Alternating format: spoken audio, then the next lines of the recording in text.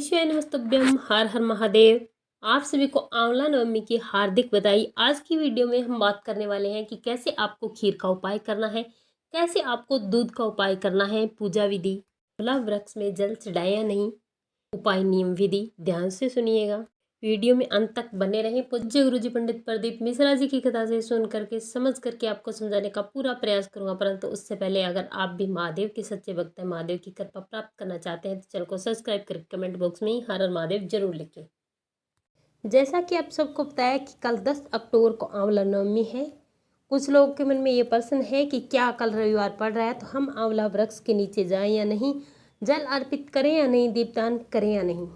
तो ऐसा कुछ भी नहीं है। ये अक्षय नवमी है, साल की सबसे बड़ी नवमी है। इस दिन आंवला वृक्ष की पूजा करने से, दीपदान करने से, जल अर्पित करने से भाग्योदय होता है।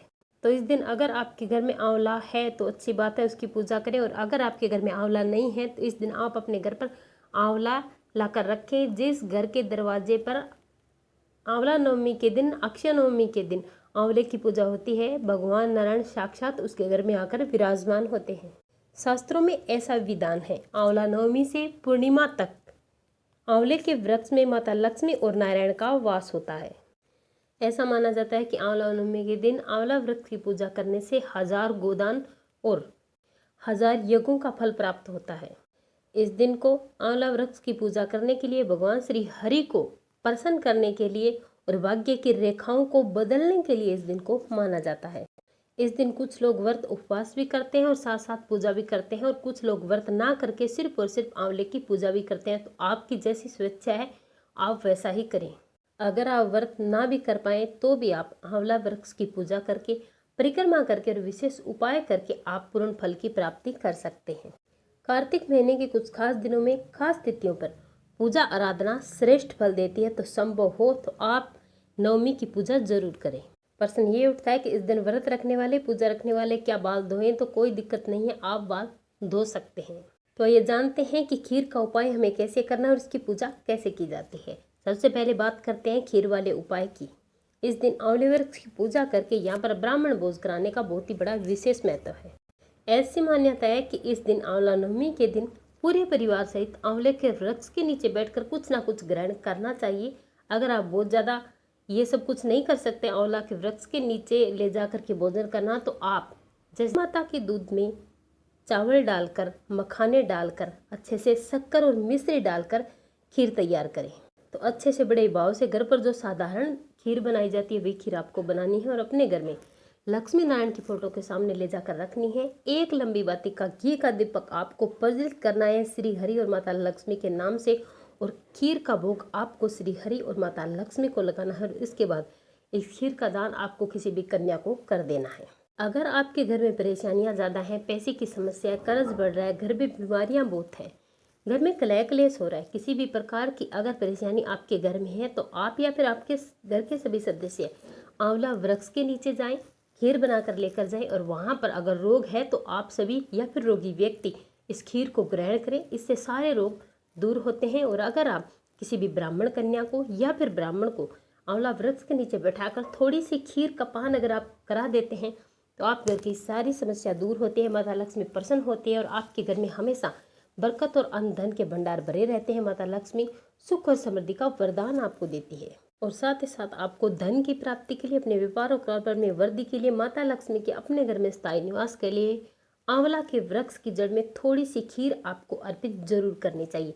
एक लंबी बाती का घी का दीपक आपको, गाय माता का घी डालकर मिट्टी का दीपक लंबी बाती रुई की लगानी है, और आपको आंवले के वृक्ष के नीचे थोड़े से चावल रखने हैं और इन चावल पर आपको इस दीपक को प्रज्वलित कर देना है।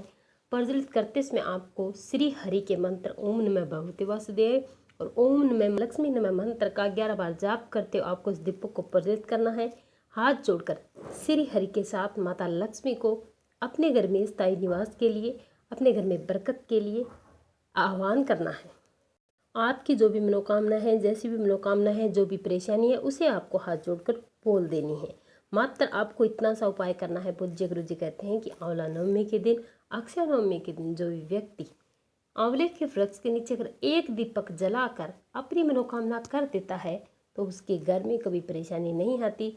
माता लक्ष्मी उसके घर में हमेशा विराजमान रहती है और सुख और समृद्धि उसके घर में हमेशा बनी रहती है। अगर आंवला नवमी के दिन रविवार पड़ रहा है तो कोई बात नहीं, बार बड़ा नहीं होता, त्योहार बड़ा होता है। पूज्य गुरु जी ने बताया आंवला नवमी जिस बार को पड़े उस दिन आपको आंवला नवमी के दिन पूजा जरूर करनी है और एक विशेष चीज आंवला के पेड़ से आपको लाकर अपनी तिजोरी में रखनी है, जिससे माता लक्ष्मी प्रसन्न होकर आपको आशीर्वाद देगी और आपके घर में हमेशा स्थायी रूप से विराजमान होगी। कौन सी वो विशेष चीज है, जानने से पहले वीडियो को लाइक और शेयर करना ना भूलें।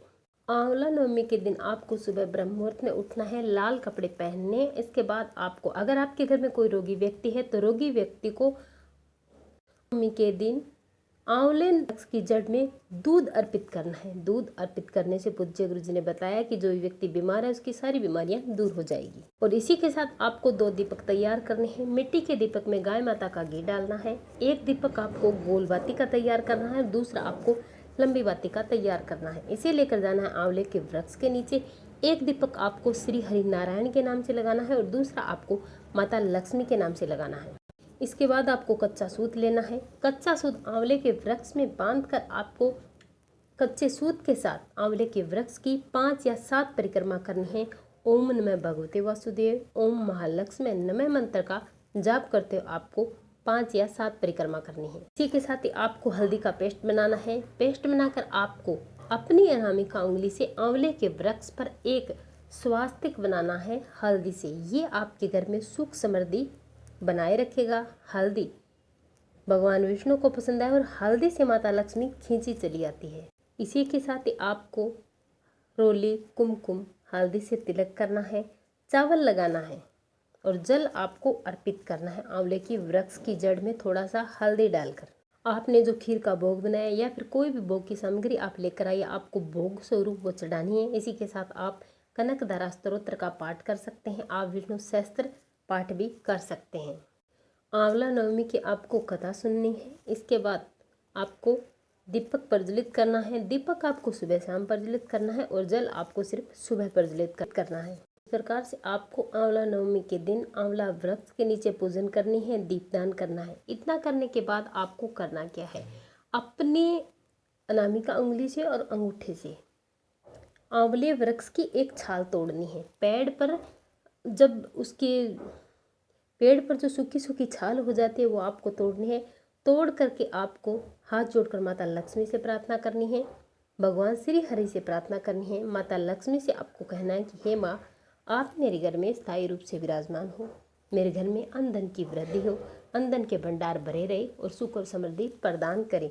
इस उद्देश्य से मैं आपकी ये जड़ लेकर जा रही हूँ आपके प्रतिरूप के रूप में, जिसे मैं अपनी तिजोरी में रखने वाली हूँ या फिर रखने वाला हूँ। तो आप भगवान श्री हरि के साथ मेरे घर में विराजमान हो। ऐसा करके आपको अपने घर चले जाना है।